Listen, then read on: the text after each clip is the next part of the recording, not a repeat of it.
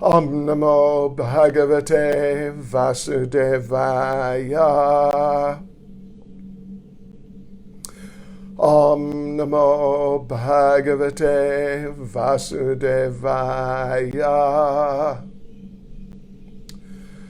Om Namo Bhagavate Vasudevaya.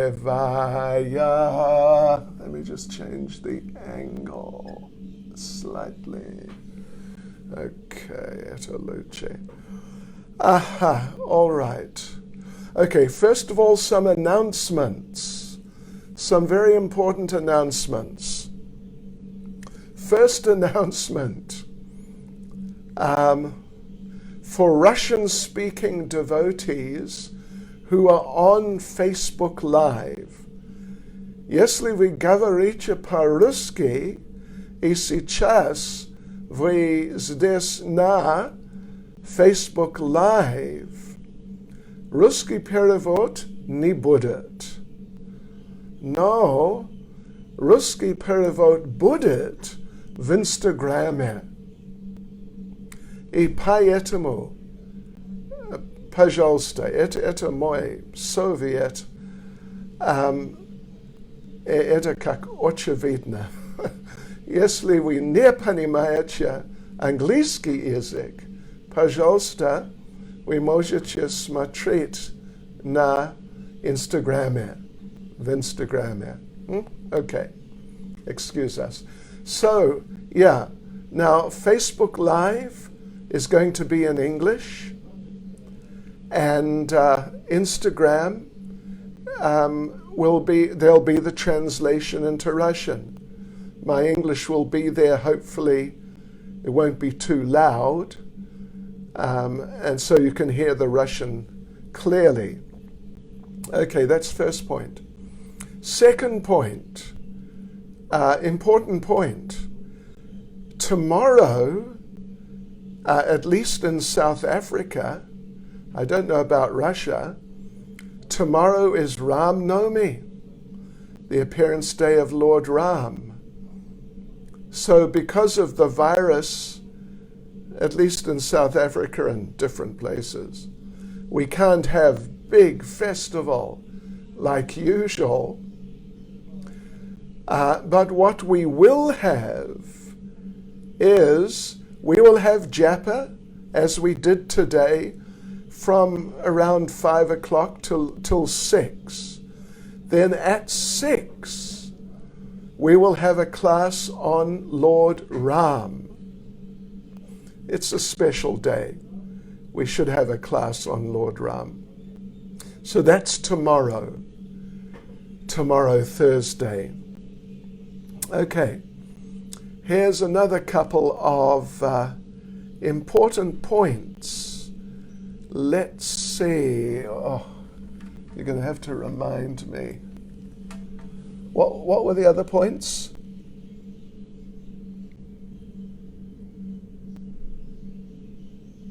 Oh, the questions. Okay, got it. Right, so normally, of course, when we have classes, there's time for questions at the end, of course. And some devotees have been asking for the opportunity to ask questions. So we will do that, but this is how we will do it. When we finish the discussion of each verse, then we will have questions on that verse and what we discussed about that verse. So like this is verse 1, where we've just started actually. Maybe we'll finish it tonight. If we don't finish it tonight, we'll probably finish, tomorrow within 15 or 20 minutes or something. Anyway, as soon as we finish the discussion, then we'll take questions. So now how will you submit your questions? Important question. If you're on Facebook Live, then put it in a message. You know, I get all these messages popping up, so many messages. But we want Premagni Devi Dasi. I hope she's online somewhere. Oh yeah, there she is. What? Very good. So you write your questions in these little little things which come up on the screen. Premagni, in English, in Russian, doesn't matter. Premagni will collect them, starting from right now. Starting from right now, she'll collect them, and then she'll get them to Mahaprabhu Kripa Prabhu, and then he will recite them to me. Then on the Instagram side, Kirti Kumari Radhe will do the same thing. If you're on Instagram, you want to ask a question, that's fine. You put it in one of these little messages, which also come up on the screen all the time. And Kirti Kumari Radhe will collect them. And like this. Yeah, that's right? Okay. Then here's a little general point. Sometimes on Instagram, I get these messages coming up that devotees want to come online with me, which means, actually it means like Mahaprabhu Kripa Prabhu is right now. You can also, if you're on Instagram, you can see him. It means to sort of share the screen, and then, everyone can hear what's going on. I've got these headphones plugged in, so I don't hear. Otherwise, I would hear his translation into Russian. So we're humbly requesting. There have been a number of devotees over the last so many days. They asked to join into our Instagram feed. Please don't ask, because it's just not practical. It's not practical. Like I said, if you've got a question on Instagram, then you put it in one of the messages that comes up on the screen. Kirti Kumari Radhe will take it. And then whenever we finish, like if we finish verse 1 tonight, which is possible, then tomorrow night, the first thing we'll do is we will answer the questions. We'll go through all the questions and answer all the questions. And only when we've answered all the questions will we go on to verse 2. I hope that's clear. That should be clear. Okay. All right. Is that okay? Okay, right. All right, fine. So let's carry on. We've just launched into the purport of verse 1. Maybe I should read the verse again. Let me read the verse again. Here it comes. Vachavegam manasakroda vegam, jiva vegam udarlapasta vegam, etan vegan yo vishaheta dira, sarvam apimam pritivim sashishyat.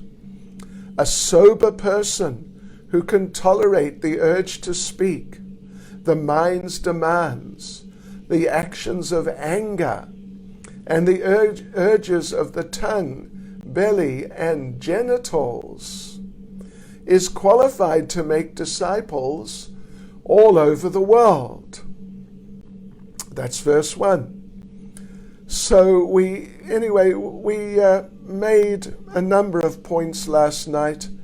I'm not going to go back through it in detail, but there's a point is, don't worry at this stage of your Krishna consciousness about becoming a guru. It is a distraction. I mean, if somehow the idea enters your mind, it's basically a distraction. But do be concerned about controlling your speech, the actions of your mind, and so on. Do be concerned about these things. Because if you cannot do that,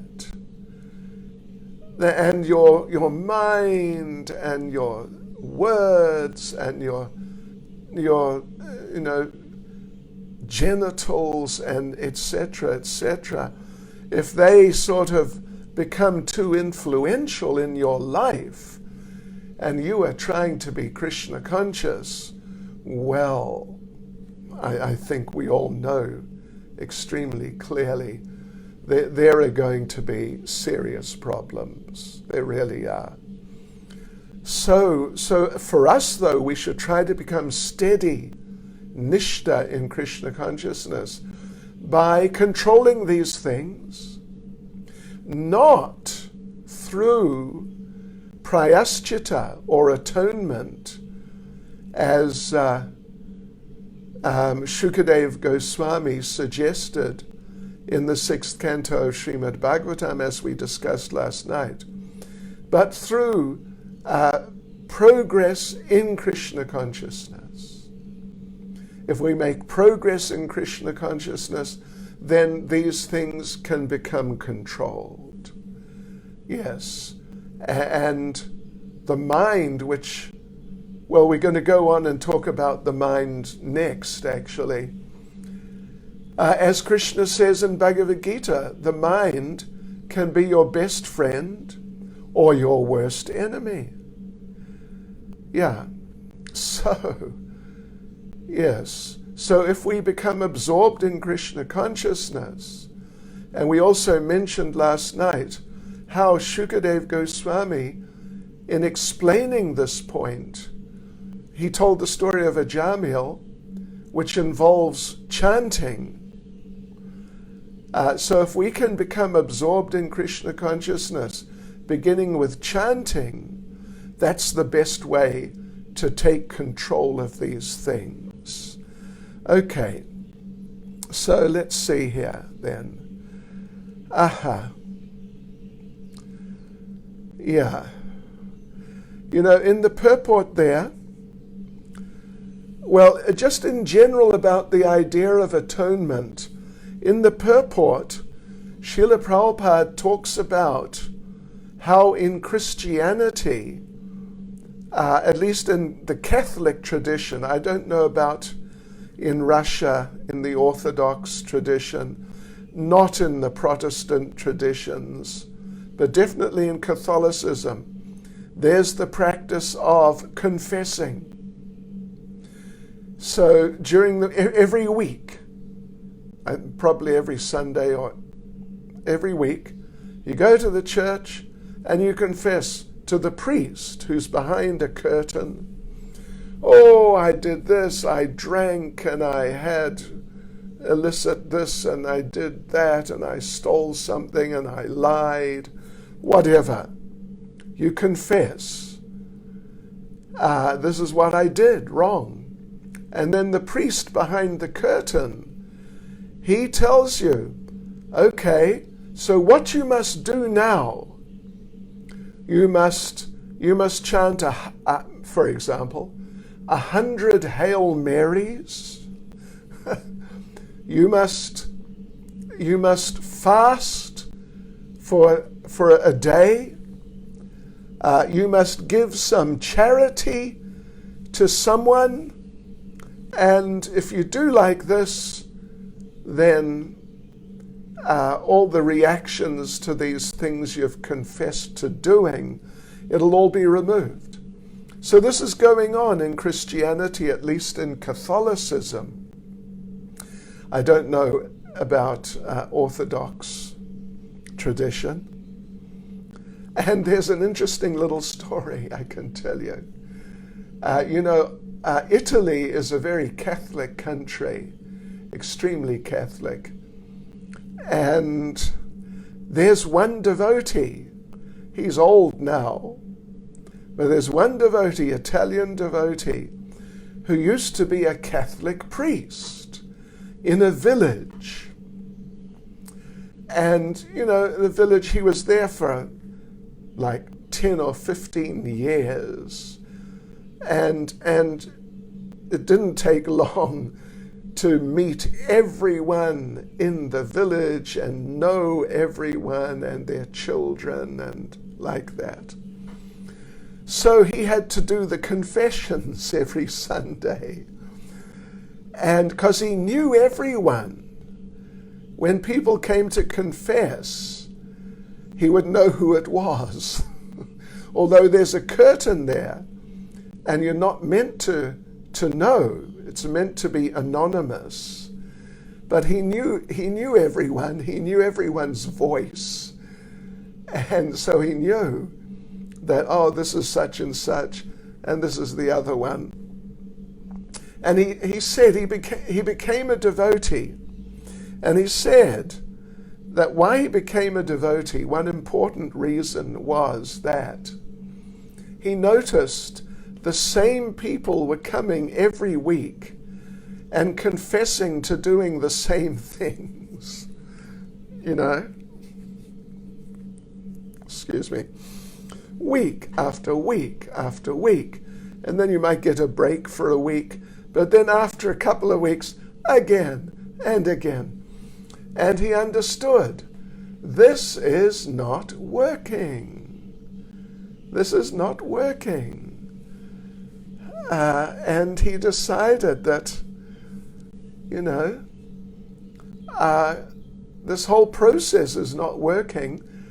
And he'd had some association with devotees, and he became a devotee, and he is a devotee. Because he could see that, even though some devotees do struggle, of course, that's a fact, to control these urges, but in many cases, they really try their best. And in many cases, they do. They do actually avoid these urges. So in other words, Krishna consciousness works better. So that's there in Christianity. Even, in some Christian traditions, they have processes of atonement in which you must physically punish yourself. Like either punish yourself, like cut your body, or get someone to whip you. And while this is going on, then you say, oh, I'm so sinful. Oh, I did this. Oh, I'm so sinful. Bang. This is an atonement of a Christian type.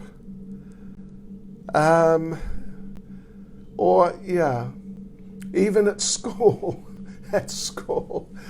In my school when I was a child, if you did something wrong, oftentimes you had to write 100 lines. Means 100 times you'd have to write, I will not be naughty. I will not be naughty. I will not be naughty. This is atonement in that context. And of course in Hinduism, there's a lot of atonement. So much atonement. I was looking today, this afternoon, I was looking in Garuda Purana. I don't know if I recommend it too much because it's super heavy. Oh, Krishna. But it's got some atonements. Here is the atonement for the killer of a Brahmin. The killer of a Brahmin should live on a very meager diet, taking only as much food as absolutely necessary for survival, and roam about with no place of residence for 12 years, carrying on his head a human skull.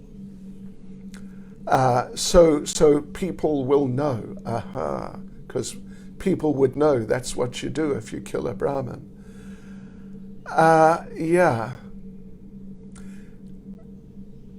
Paying no heed to like making himself look nice.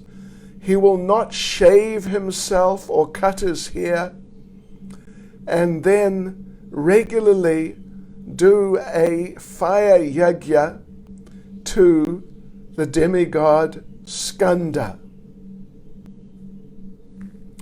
Anyway, that's what Garuda Purana says. Yeah, it's atonement.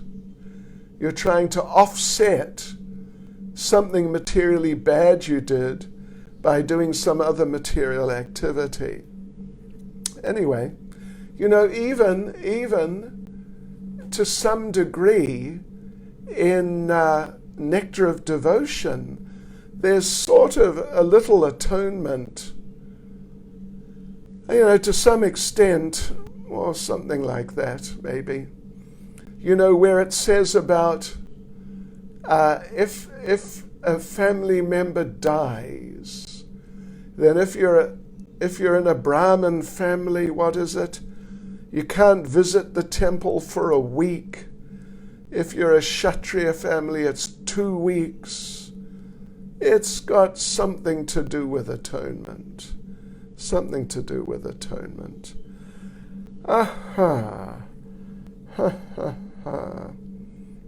So, okay, let's see. Let's move on a bit. So now if you downloaded the PDF file, which I put up on Facebook yesterday, it's from Krishna.com, so it's completely legitimate. So if you downloaded that, then you would see, let's see.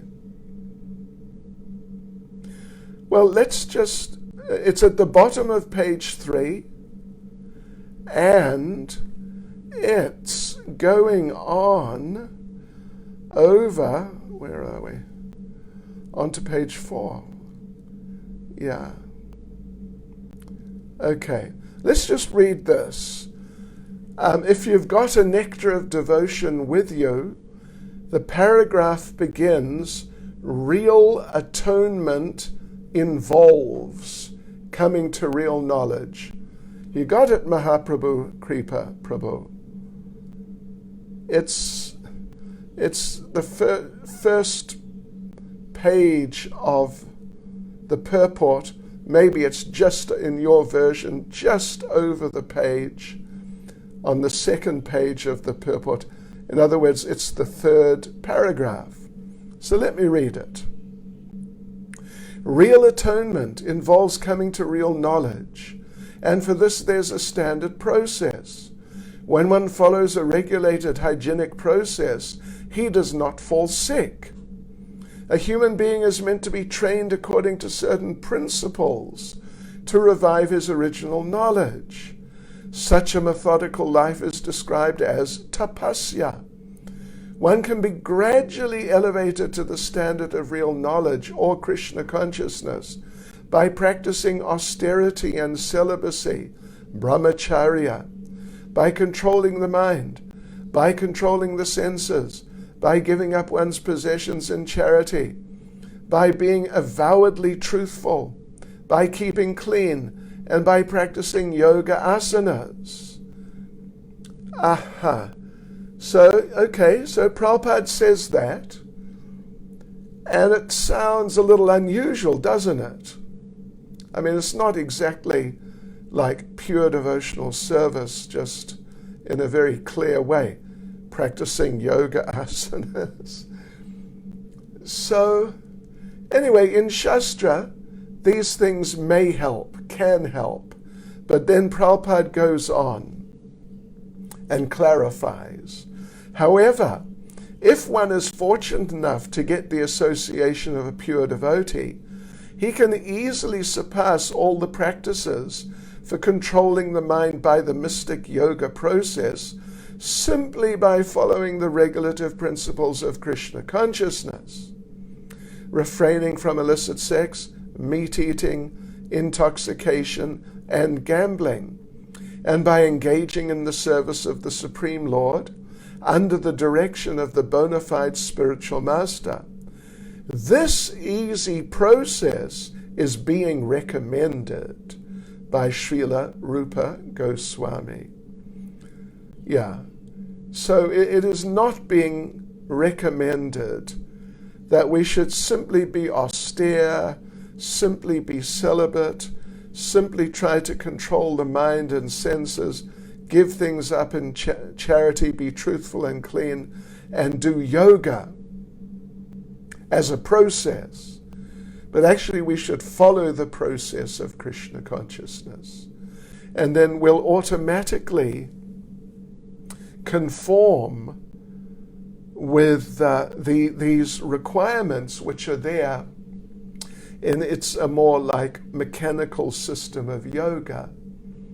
It's like Ashtanga yoga, really, or some relative of Ashtanga yoga. And so the basis is the association of a pure devotee or pure devotees, and then being guided in the process of Krishna consciousness, devotional service, and then in natural ways and simple ways, one will be able to overcome these three things: manasa vegam, krodha vegam, jiva vegam, udarapasta vegam, like this. Tolerate the urge to speak, the mind's demands, the actions of anger, and the urges of the tongue, belly, and genitals. And then you'll become qualified. Well, at least you'll become qualified in Krishna consciousness. So let's move on. In the next paragraph of the purport, Srila Prabhupada now addresses the first of these vegas, urges. Vega basically means an urge, a drive, some sort of force which is pushing you to do any one or some or all of these different things. So the first one is about speaking. Yes. That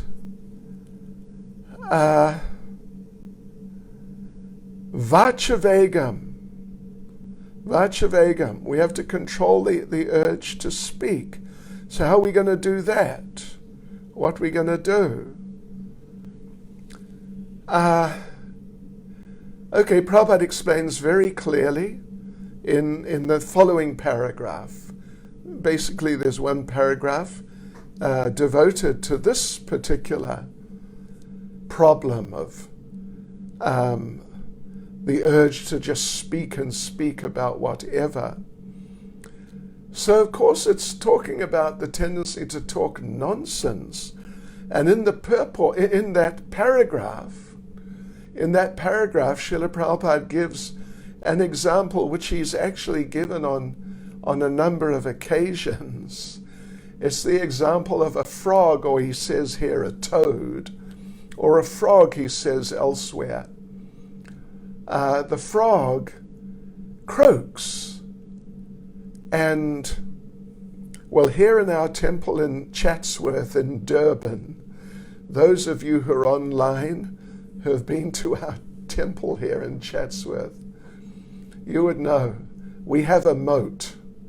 We're surrounded by water, and the frogs come. And at night, the noise it can just be amazing completely. I must say, though, during this lockdown, now is the lockdown in South Africa, and it seems the frogs have gone on lockdown. Really, because there's not a single sound of a frog. Oh, Krishna. But anyway, the way Prabhupada explains it is that the frogs are very attached to croaking. Prabhupada, sometimes he says, they like to hear the sounds of their voices. And they think, oh, I'm singing so nicely, how wonderful. Of course, it's not very nice at all. In fact, at least by our standards, it's very ugly. But despite him thinking, yes, I am serenading, what is happening is that he is telling the snake where he is. The frog is one of the natural foodstuffs of the snake. And so a frog, the snake moves around like so many animals, or practically all of them. Practically all of them, they're moving around, where is food, where is food, where is food? But for the snake, the frog is food, or the toad. And the frog helps the snake by croaking loud and constantly. And it's like he's saying, here I am, come and get me. Here I am, I'm ready. And so it makes everything easy for the snake. So, in other words, Prabhupada makes this point that, in other words, the snake, the frog, is inviting death. He's actually inviting. Here I am, come and get me, take me. Obviously, this is not what we want to do. This is why the lockdown is there, because people don't want to die. They don't want to die. So therefore they're taking these extraordinary measures to avoid dying. And they're not just going into where the crowds of people who have this virus are, like in the hospital, just walking around with no mask. They're not doing that because they don't want to die. But the frog, it's like he's saying, I want to die, here I am, kill me, come and get me, come on. It's not very bright. And there's another point which Prabhupada makes elsewhere. It's a related point that the frog, while croaking, and just the ordinary people, by talking and talking and talking, they're using up their breaths. They're using their breaths. And it is sometimes said that our durations of life are determined according to a certain number of breaths. So therefore we should use our breaths as constructively as possible. In other words, we should use our breaths for chanting Hare Krishna, talking about Krishna like this. And not just particularly in useless, pointless conversation. Prabhupada,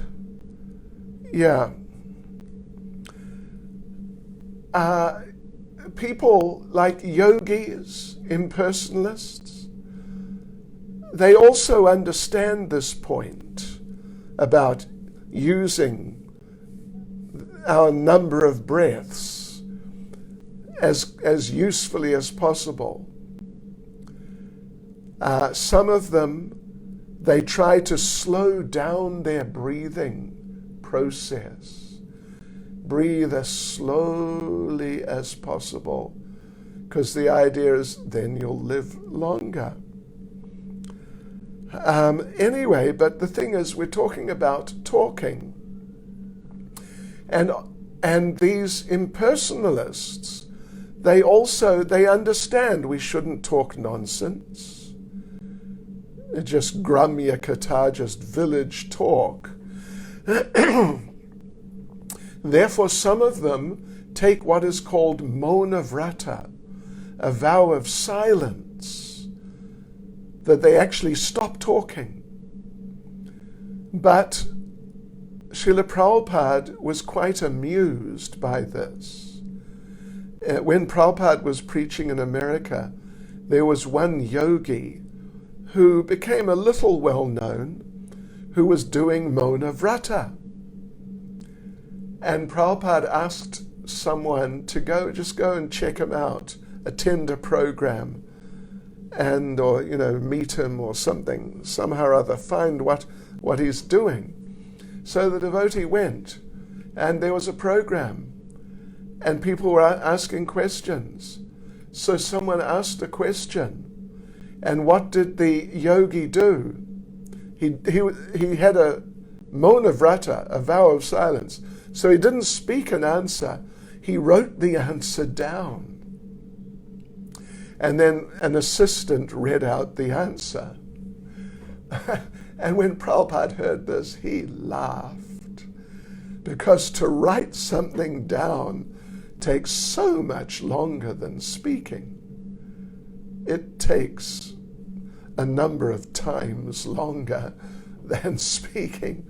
So Prabhupada thought this was amusing, even quite hilarious, actually. And this fellow, this yogi, he had taken a Mauna Vrata, a vow of silence, for a certain particular period of time, which was coming to an end in due course. Like there was a year to go when the devotee went to visit. There was a year to go or something like that. And then the yogi announced in writing that then he would speak.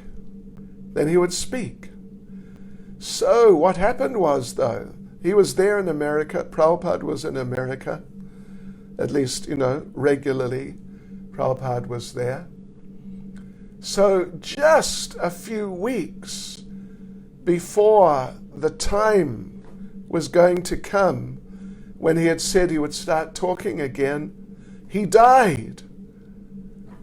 And Prabhupada thought this was just, what's the term? Poetic justice. Poetic justice. That Krishna was watching, and Krishna knew he's now going to get much more actively involved in spreading his nonsense. So Krishna just took him away to who knows where. Yes, so, of course, if you're going to speak nonsense, if that's all you can do, then it would be better to be silent, actually. So there can be a place for silence in one sense.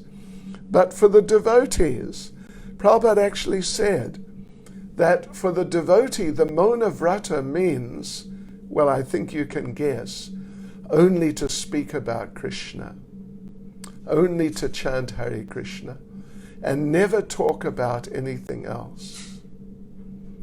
There was one devotee, unfortunately passed away in America, a disciple of Srila Prabhupada, Sri Ram Prabhu, and he had a managerial position in the New York temples, big temple, many devotees. And devotees would come and ask him questions about this and that, and where do we do this and how to do that and what's happening, because he was part of the management. And some would come and complain to him about the management, or just about this or that, or this devotee or that devotee. Some complaints would come. So he had a name plaque on his desk in front of him, Sri Ram Das. But on the back of it, he had printed, "Tell me something about Krishna."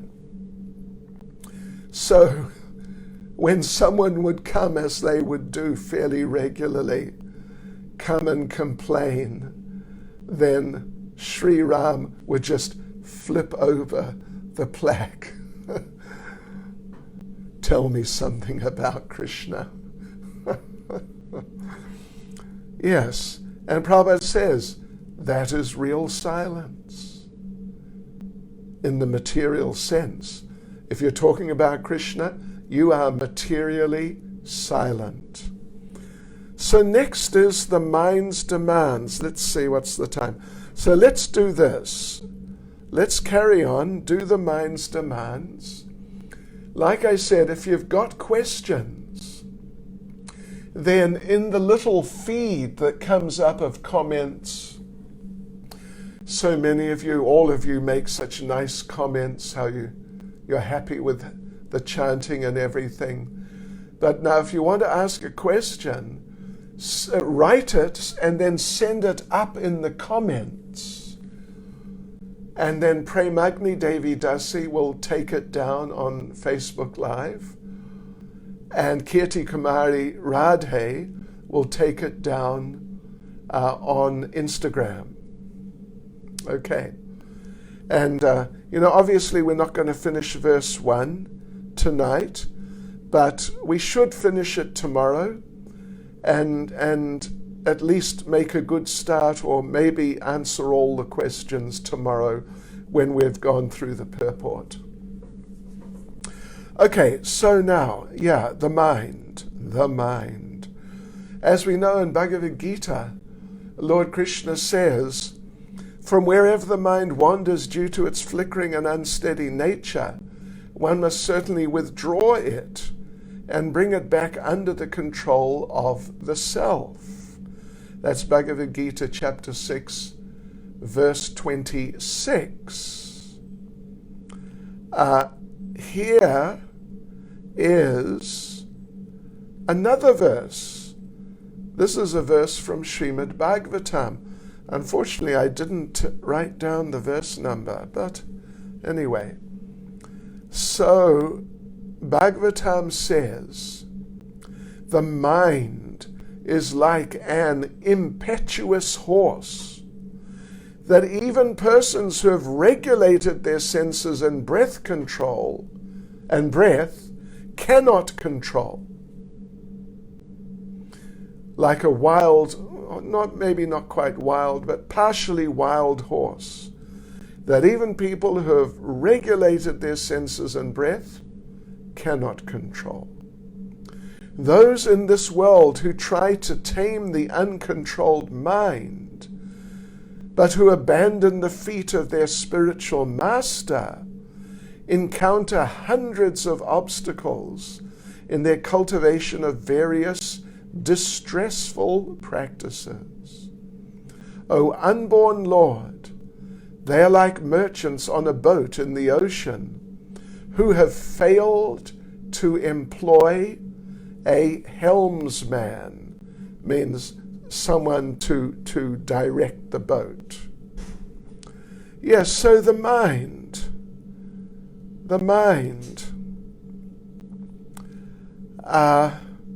What does it mean? What could the process be then for directing the mind, controlling the mind, and not having the mind just pushing you? You must do this, you must do that, and I don't want to chant. You know, the mind can be very talkative. And like we said the other day, sometimes it seems like the mind has a mind of its own. Yeah. Oh, Krishna. Prabhupada told a story, famous story, you know the story. The genie in the bottle. There's a genie in a bottle. The minister of the king gets the bottle, takes it to the king, and maybe they rub the bottle, or somehow the genie comes out. And the genie says, "Give me something to do, or I'll kill you." So the king and the minister say, "No problem. We got plenty to do here.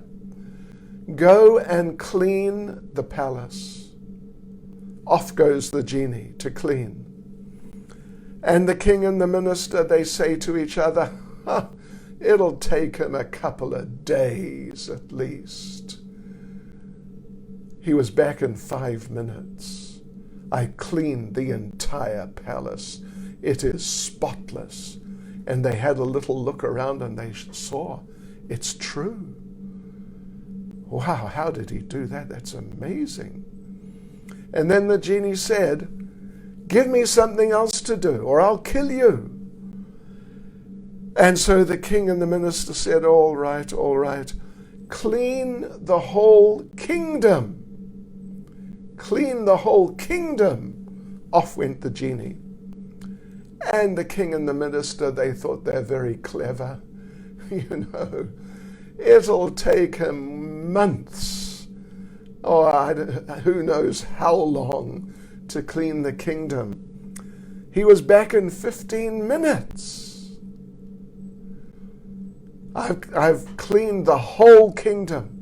And they had a little look around, and the kingdom was spotless. And the genie said, "Give me something to do, or I'll kill you." And the king and the minister said, "Well, okay, fulfill all the desires of all the citizens." The genie was gone. The king and the minister thought they were very clever. He'll never be able to do that. But he was back in half an hour.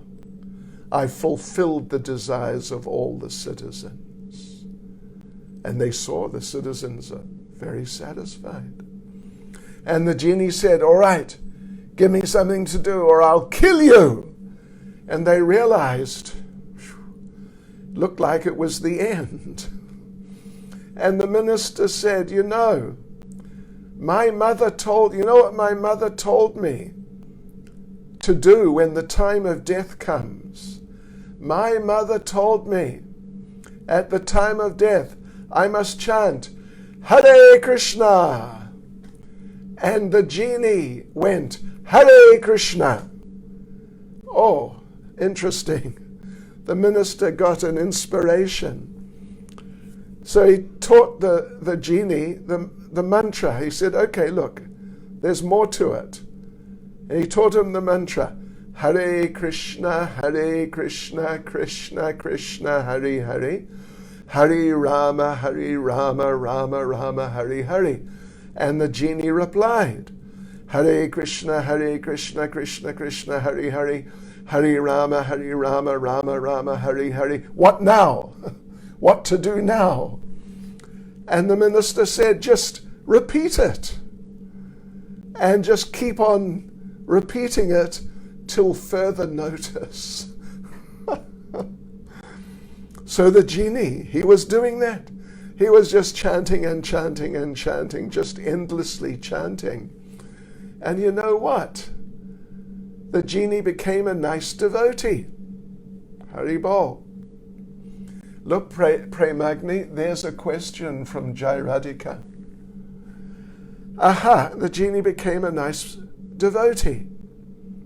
So Srila Prabhupada told that story, actually. It's quite a famous story in ISKCON. I imagine you probably all heard it before. But the idea is that the genie represents the mind. The mind can do so much. It's very powerful. But if we don't keep it engaged properly, it'll kill us, at least spiritually. It'll spiritually kill us. Yeah. If the mind is not engaged properly, it'll just start going on its own little sort of, in its own direction. And before you know, your mind will be telling you, why are you chanting so much? Why don't you go to the discotheque sometimes, relax a bit, and all the strictness about diet, why are you worrying about this? This is the mind. At least when the mind really starts getting quite well out of control. So the thing is, we have to engage our minds in Krishna consciousness. Then, like we mentioned, there's that verse in Bhagavad Gita. Lord Krishna says that your mind can be your best friend or your worst enemy. Can be either extreme. So if the mind gets trained in Krishna consciousness, engaged in Krishna consciousness, if it gets a taste for Krishna consciousness, your mind can become a great friend. So that if sometime you find you just suddenly got nothing to do, your service just finishes, but then your mind will suddenly come up, hey, do this, read a book, chant. This is the mind being your friend. Yeah. So the good news, so we need Krishna in our minds. In fact, Srila Prabhupada puts it this way in the paragraph there in the purport. We need to keep Krishna in our minds. Manmana. This is Bhagavad Gita 1865. Manmana, always think of Krishna. And the good news in that regard is, we have so many, we have the Hare Krishna mantra, of course, japa, kirtan, bhajan, and so on. But also we have so many books. We got so many books, and we got some big books. I don't know how many of you have read Srimad Bhagavatam, but as I say sometimes, if you've read it, read it again. And when you read it again, in many ways it's like you've almost never read it before. There's just so much more revelation and deeper revelation. And in the books of Prabhupada, and when we hear the lectures of Prabhupada, and when we hear the lectures of the devotees, particularly the senior devotees, then there's so much there which we can then think about. Yes, we can then think about these things and discuss these things. Yeah. Discuss these things means, what we were just talking about Krishna. Yeah, and thinking about these things and how we may discuss them, then this is, of course, about the actions of the mind. So it's very good. Prabhupada made such a huge effort to give us so much material and so many different types of activities for chanting and for reading and for hearing. that it's practically, it's unlimited actually. So there you go, devotees. Those are some thoughts on these first two Vegas, speaking and the mind's demands. And we'll continue tomorrow. Day after tomorrow. Tomorrow will be the class about Lord Ram, because it's Ram Navami. But the day after, Friday, we'll continue with discussing urges of the tongue, belly, and genitals, and like that.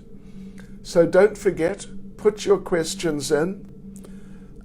You can also send them by WhatsApp, by email, to Kirti Kumari Radhe or Premagni Devi Dasi, if you've got their addresses and numbers and whatnot. Yeah. So there you go. I hope you're finding it interesting. And please meditate on these things, come up with some questions, and hopefully on Friday night, if not on Saturday night, then we'll just go into the questions in depth. Okay, so thank you all very much. Srila Prabhupada Ki. Hare Krishna.